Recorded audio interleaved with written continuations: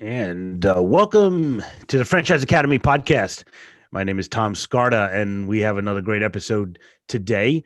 So, if this is your first time listening, um, I am a franchise consultant, and for the past 14 years, I've been matching people with franchise opportunities based on skills, personality, goals, kind of like the eHarmony of business, is what I like to call it.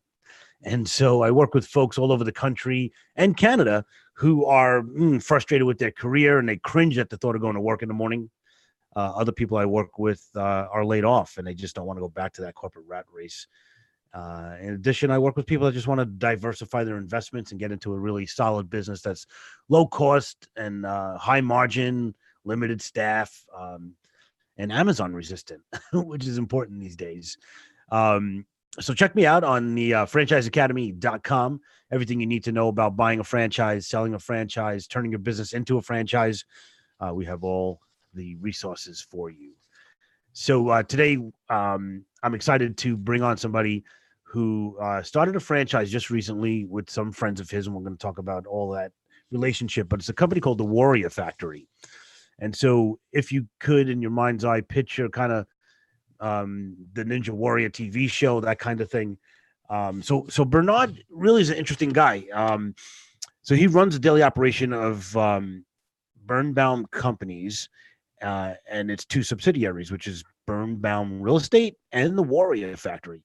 He has been in the commercial real estate development industry for over a decade and is the 2016 co-founder of the Warrior Factory, which is really an indoor obstacle park geared towards children and adults. So Bernard is the vice chair for the Strong National Museum of Play, a certified property manager, 2016 40 under 40 recipient, which is really cool, and an awardee of the 2019 Rising Star for Excellence in Construction and Real Estate. So Bernard, welcome to the Franchise Academy. Hey, Tom, thanks for having me today. Appreciate it. This is great. It was so cool meeting you down at the Franchise Springboard in Philadelphia a couple of weeks ago. That was an awesome event. Right? Really cool. It's probably my favorite one in all of franchising. And it's really geared towards people like you that are starting a new franchise. So this is great. How did you get into this Warrior Factory thing? How did this start? Yeah, it's a funny thing. So, I call myself a couch ninja, right? So I'm sitting there on the couch with my wife saying, "Oh, I can do that. I can do that." I feel like we all do. And she's like, "Well, then go ahead and do it." And at the time, there was no ninja gyms where I live. So I was actually driving about an hour or so to go train like once or twice a week. I said, I can't keep doing this. This is crazy. I see that there is some type of industry emerging here. I reached out to who is my business partner now, Carl Fantuzzo. I saw that he was on the television show. He was from the same city. I reached out to him through Facebook. He ghosted me. I reached out to him again, didn't get a response. And then we ended up meeting each other like at a local competition. I introduced myself, said, "Hey, I'd love to do like a ninja gym eventually here, blah, blah, blah, blah." He said, "Okay, yeah." Kind of blew me off. And then a year later, we ran into each other again in another ninja competition. At that point, he was finally ready to kind of pull the trigger. That was back in 2016. We spent about a year or so, traveling around the country, looking at other ninja gyms, other facilities, seeing what they're doing and what we could do like a little bit better. And then ended up launching the brand in 2017, hit the ground running, then ended up franchising in 2018. And now in 2019, we sold our first franchise earlier this year. They're set to open next month. And now we're actively selling, throughout the country and in Canada. That is amazing. And so this is an obstacle course. Was I right? Is it sort of like, if you don't know what an obstacle course is, can you imagine the TV show? Is that a correct statement? Yeah, totally. So what you'll see like on television on American Ninja Warrior, we take those obstacles and replicate them in a safe, fun environment in an indoor facility. We're primarily geared towards kids. We do have adult as well. It's kind of more of, kind of similar to like a trampoline park, but an obstacle park. You'll come in, you'll play. We've got birthday parties. We actually developed a curriculum class as well, similar to martial arts, where kids will start as a white band. Once you can do certain obstacles, you'll test at the end of the class, progress to the next level, so on and so on. That's brilliant. I love that idea. Yeah, it's really cool. But your background is in real estate. So how does Yeah. how does real estate help you in this endeavor in franchising? Yeah, so it's actually been more helpful than I would think it would be initially, because I'm a real estate developer and investor. I kind of understood like where some of the trends were going, and you touched on it, at the very beginning of this, of those unamazonable concepts, and that's what retail is. Retail sucks right now. It just does. Like I won't buy any more retail. I don't want to look at it because it's just not working well. But concepts like ours, where we're taking over some of this big box space that's gone vacant, we're becoming these mini anchors for the centers. We're really destination focused. So a lot of our customers are coming now to these plazas and they're helping all the other co-tenancies there. So with my background, I was able to kind of identify that from the beginning when we started in 2016. Because if you look at a lot of these other gyms around the country, they're usually like industrial settings. And we really wanted to be retail focused. I knew that retail was changing and becoming more service and entertainment oriented. So that way we were able to shift, find those type of locations that are available. And then it also helps throughout the negotiation process, not only for our corporate locations, but for our franchisee as well. You know what's interesting? I was speaking with a gentleman by the name of Mark from the National Retail Federation Mm-hmm. just earlier this week, and he did an article recently that was talking about how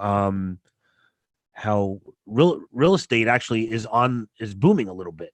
Mm-hmm. Um, it's amazing. It's actually going to be up 3.4%. They're saying so. Yeah. Real Um, estate's been pretty good lately. Money's cheap. So like lending is the interest rates are really low. So a lot of developers are able to leverage their portfolio a little bit more and bring on some more assets, things like that. yeah, and it makes a lot of sense. You probably don't want to go rent a store and sell, trinkets, No. things that you could buy online. But a service business, whether it's Yep. an obstacle course or, like a massage concept where somebody has to be there kind of administering the service, hair cutting, that kind of stuff, it's still rocking in, Yeah. in commercial real estate. Yeah. All that type of stuff and experiential.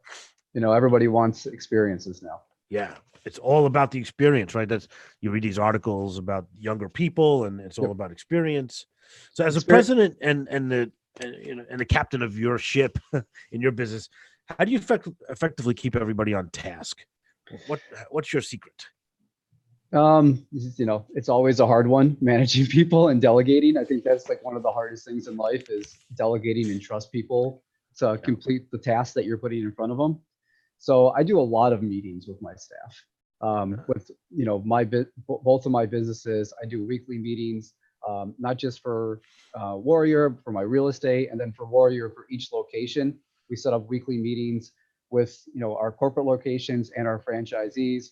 So that way, they give us a list of questions. We go through them. We're making sure everything's on task. We're assigning duties, and then setting due dates as well. I think that's a big part. Not leaving things open ended like, okay, yeah, I'll get to that. No, here's a clear date.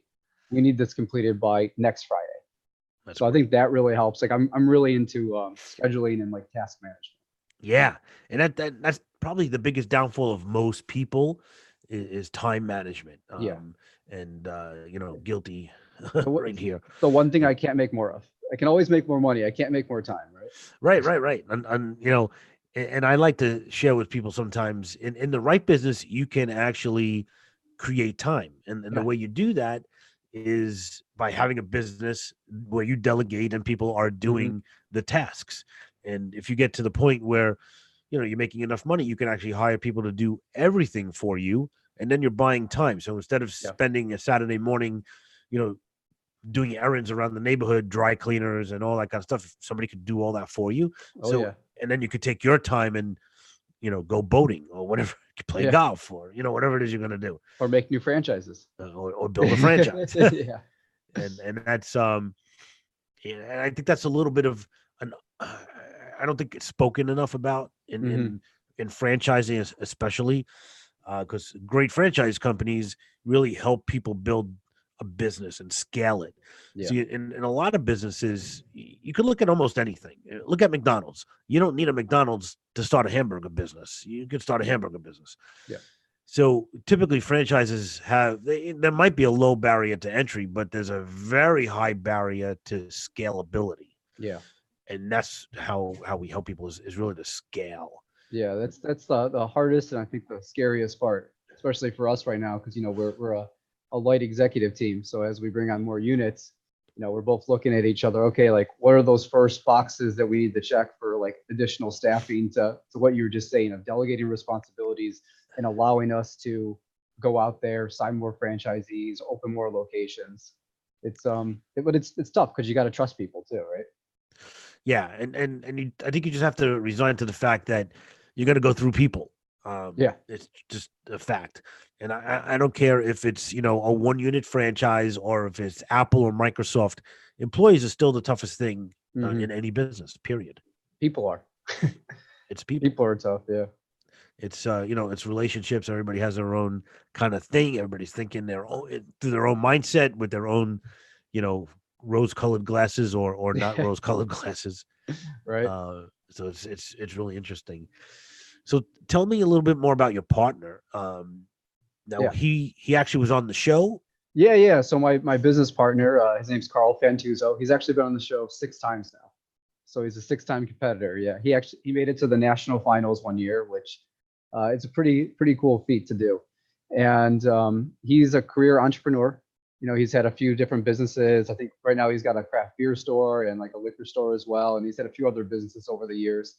So he was like an awesome fit. I didn't realize it at the very beginning, but because he has such experience in retail and customer service, that he was really able to hammer that in for our locations, for our staff, and even for like our franchisees going forward of how important that is because he's been in customer service retail for over 20 years. And it's just not one of my fortes. So we balance each other out really well Yeah, that's a great partnership. And there. the yin and yang. You got to have Yeah. both Yeah. ends. You can never be both. Yeah. Um, and it's just natural. And the same thing like in a marriage, right? So it sort hmm of is like a marriage. Oh, it's definitely like a marriage. We joke that the more time we spend franchising, the less we're gonna see our wives, and we might have to live with each other eventually. Right. It's so true. I find that so interesting. So he is an American Ninja Warrior guy, and Yes, he is a so veteran ninja warrior. veteran. And Yes. so, are you looking for Ninja Warrior people to own your franchises? Who's the good franchisee for you? So a good franchisee for us, the biggest part that we want is we're not just selling franchises, we're building communities because we're such a community driven franchise. That's one of like our big, elements that we really push to our franchisees because these children, these students, they're coming here. A lot of them aren't going to be your traditional athletes that will be on normal sports teams, maybe some introverts. And because it's you versus the obstacles, it's not as crazy like competition wise as you would like in a traditional sport. So all of these students and participants, adults come together over this community of overcoming these obstacles. And that's what we want to see is franchisees who are interested in building these communities, who maybe have children and have seen, how much screen time our kids are getting nowadays. I've got a 7 and an 8 year old and I'm always fighting with it. So to get them to go out there and start being physically active without even knowing it, because they're just playing out there. They don't know that they're working out. But now I've got like these little kids that can do pull-ups. I'm like, I couldn't do a pull-up when I was 7 years old. Like that's Right. crazy. So we want franchisees that want that type of mindset, that really want to, help their community grow it, help kids become healthier. But do they have to be a ninja? No. Uh, Most of the time, the ones that we've been talking with, aren't ninjas. They're interested. They're usually business individuals, like you said right. earlier, looking to diversify their portfolio. But what does become great for us is because there's so many people who've been on the show or who are ninjas that they're always looking for employment. So we've actually been able, because Carl is so well versed in the community, he can reach out, say, hey, we're opening a location here. Is anybody interested in coming up and working as a coach or as a general manager, assistant manager? And that's actually what we were able to help out with our new franchisee. He reached out to somebody in the community. The guy moved up, moved out of New Jersey to New York and is going to be working as their head coach and general manager. That's amazing, and I love that he could reach into the community and he has probably a little bit of a name. Yep. So will you be able to do that? Essentially, like across the United States, would he be able to leverage his TV Yeah. time? I think he'll be able to leverage his relationships. I always jokingly call him like the mayor the ninja community because he's a little bit older. He's in his mid 40s, and most of these ninjas are younger, so they kind of look up to him because he's been around the sport for a while. He's just a great guy. So he's able to really leverage that relationships to push it out there in the community. And we can't never guarantee that we'll be able to find a franchisee, quote unquote ninja to come work for them, but it also like attracts people who want to be ninjas. I know for our first location, we really didn't have any employees that were ninjas. We just hired a lot of local people, and then the very next year, 4 of them got calls from the show and got to compete. Oh wow. Yeah, so now they're real ninjas because they worked for us. They got to get on the show, so we're gonna see more of that, I think. Yeah, that sounds amazing. You could probably market to that as well. What separates you guys from other obstacle courses that are out there? Yeah, so there's it's a very new industry. It's just emerging, similar like how the trampoline parks were a decade ago. So there's only really like a few players like in the space right now. There's a lot more like mom and pop style out there. And I touched on it earlier when I said, we don't want to be in industrial parks. So I know that my wife's not going to want to drive our kids to a birthday party at 8:00 in the back of some sketchy industrial park. So that's why we're making ours, really retail focused to drive home that customer experience. Huh. That's great. we have like our facility, one of our facilities now, we're next to like a Kohl's. So like a lot of the moms or dads will drop their kids off for the class, walk next door, do a little shopping, come back.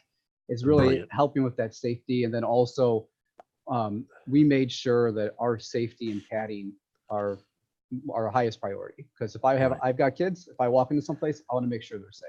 Yeah. To the point where like we don't even use foam pits that you'll see it a lot at like trampoline parks and gymnastics studios. We actually use airbags. They're stunt quality airbags that they use out in LA and all the movie sets. You can actually land a motorcycle on one of these airbags if you want. Really? Oh yeah, they're scary to look at. Some, and you can roll out of them because if you've ever gone in a foam pit, you get like stuck in there. You get sucked in. Like it's dirty. They're gross. You can't clean them.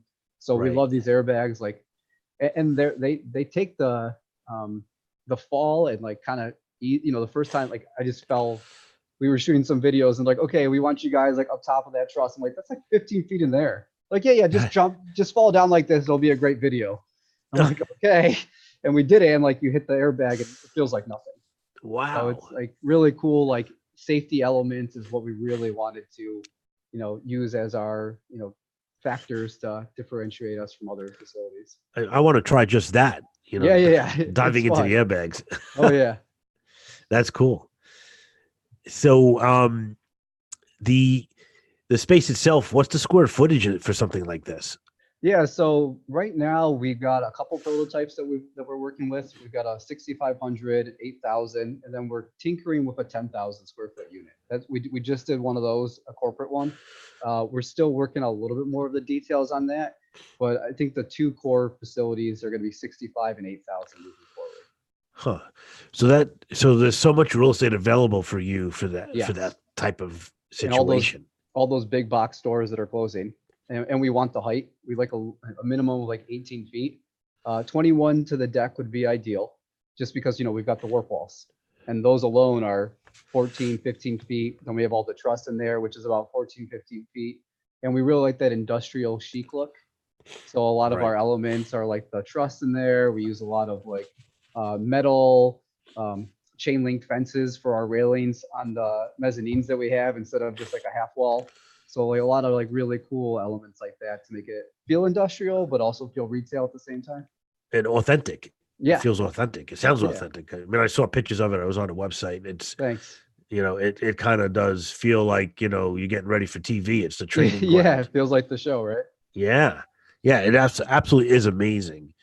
Are there any specific markets that you're looking to break into, like at the outset as you're, young right now? Yeah. So we're based out of Rochester, New York. So ideally, we'd love to do like a spoke and wheel approach of, using that as the epicenter and kind of just spiraling out in the northeast. We are getting some inquiries like across the country, and we're debating if we really want to go that far this young. So we're kind of going back and forth on that. But any non-registered state is great. Right. Up in the northeast, and we actually are expanding into Canada as well. So that's great. Yeah, we're finalizing our FTD up there right now, and we're starting to put out some feelers, and I think that'll be a good market for us. So, for the listeners' sake, if anyone is not really familiar with franchising, register states, there's 11 states that require an extra level of Yeah, registration above the federal level, which is really good. It protects the consumer. But those states are, it's a lot longer to get your franchise disclosure document approved.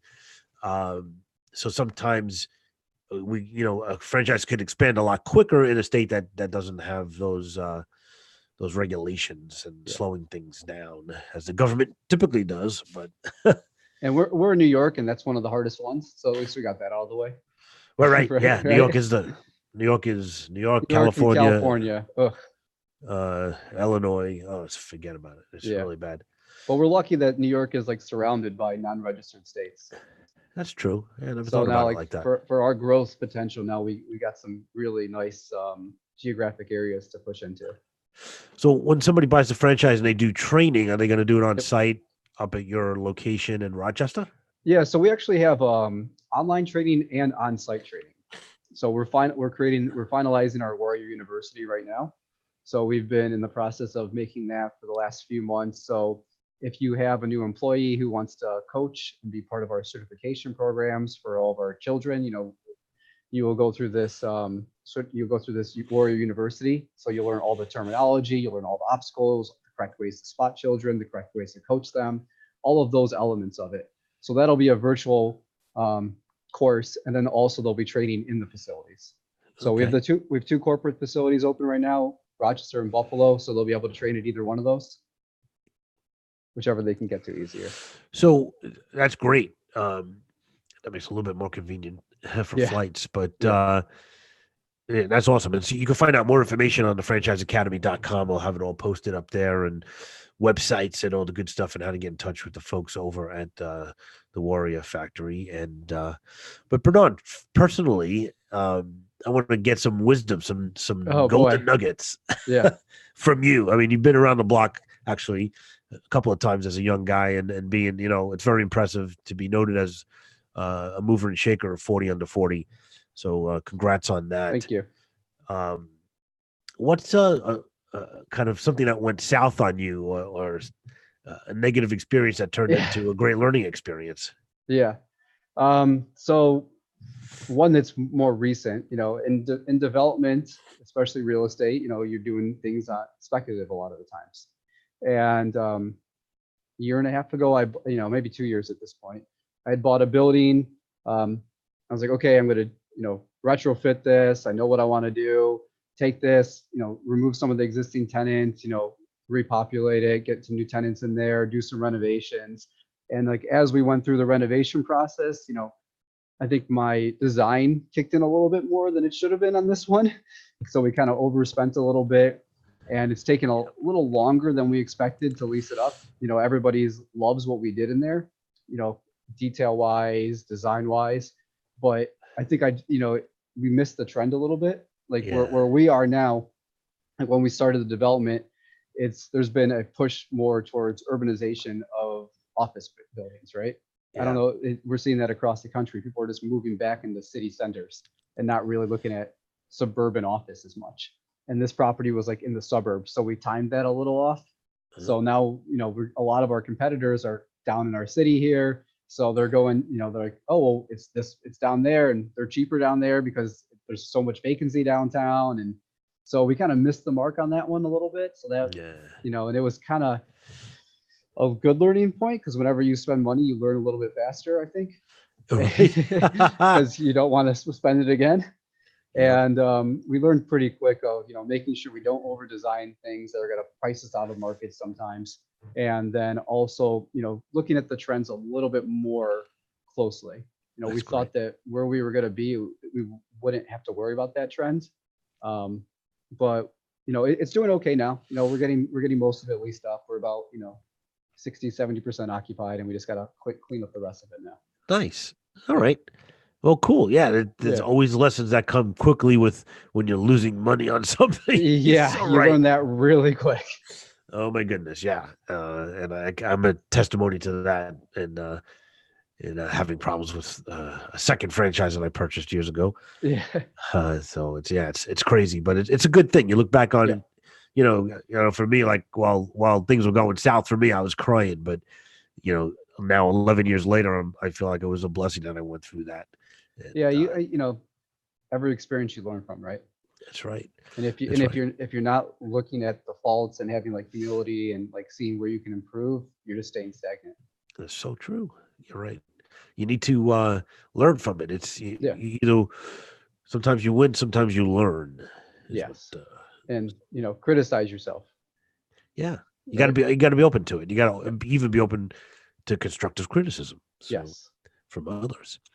So, what's one piece of great advice that you have gotten in your life? So balance is the biggest advice I've ever gotten. Um, making sure that your life is in balance because we get out of balance really easily. And when it becomes, personal, family, business, health, mental, all those elements, you got to figure out a way to keep everything in balance. We were talking about that yin and the yang before, and I think that, always applies. I try to make sure that, when I get home at like 5:30 ish or so, I put my phone down. I don't touch it until my kids and my wife are asleep, and then I go start doing work at like 10 ish or so for an hour or so. But I try to make sure that I can do that because I like putting my kids on the bus in the morning. I like trying to put them in bed, and that like helps me balance and be a better person in the office because I know that I'm giving them the time that they need to, right? That is so awesome. Really, really something. What it reminds me of, in my opinion, when you're thinking about balance and all the different things in your life, if you look at it like a circle, Mm-hmm. like a wheel, and each priority in life is a spoke. If one of those spokes are broken, you're gonna have a kind of a flat tire. Yeah. No, I Um, like that. Yeah, right? it's a good analogy there. So you got to kind of work on everything a little bit, everything in moderation. Uh, I, but you have to stay focused. I wish I got a little bit more sleep, but I think we all do. So Yeah, and sleep is overrated. yeah, yeah, right. You do need to get your sleep, but But there's once you just are in a program and you're training to do it, yeah, sleep becomes, I mean, I probably only do 5 hours a night. yeah, seems similar. Yeah. So you get up, and if you're exercising, Yep. sleep doesn't matter as much when you're Yeah, exercising. and that's part of that balance. Making sure you're exercising, mental health too. Taking time to like read or think about other elements. Or even just like letting your brain turn off for a little bit. Yep. Very well said. So you're a new franchise owner Yeah. or franchise company. What's one piece of advice you would give to somebody who's thinking about starting turning their business into a franchise? They're going to start a franchise. They haven't started yet. What's one piece of advice you could give somebody? One piece of advice is it's going to cost you money. First off, it's not cheap, but also making sure that you're talking to the right professionals because you could do it by yourself. But how long is it going to take you to do it by yourself versus paying a little bit of money and getting it done faster, getting it done correct? Because I feel like that's a lot of issues that people run into. They didn't do their FTD right. They didn't do the registration right. Elements like that. They didn't get their trademarks in order. So making sure that you have the right professionals. I know it's, people don't want to spend money on professionals a lot of the times, but having the correct consultants, the correct attorneys, the correct accountants, surrounding yourself with people who are smarter than you always makes you better. I'm not Yep. the smartest person in the room, but you try to surround yourself by them. So I think that would be the biggest advice I would give to anybody looking at franchising is take the time, do some diligence, interview some professionals that are going to help you in the long term. No question about it. I think that if you don't spend the money up front, you'll end up spending it or spending more in the long run. Yeah, especially if you run into some legal issues. Yeah, absolutely. That's great. Yeah. Really, really appreciate that. So I want to thank you for being on. This is No, really, thank you. really amazing. What's the tell us the website? What's the contact for you guys? Yeah, it's just thewarriorfactory.com. So if you go, that's our landing page. If you go there, you'll see all of our open locations. And then if you go to thewarriorfactory.com/franchising, that's where you can get some additional information on franchising. That is great stuff. Great franchise. This is up and coming. This is a great industry, ground floor opportunity. So check it out. And again, go to thefranchiseacademy.com for more information. And I look forward to seeing you again next time. Have a great one. Bye-bye.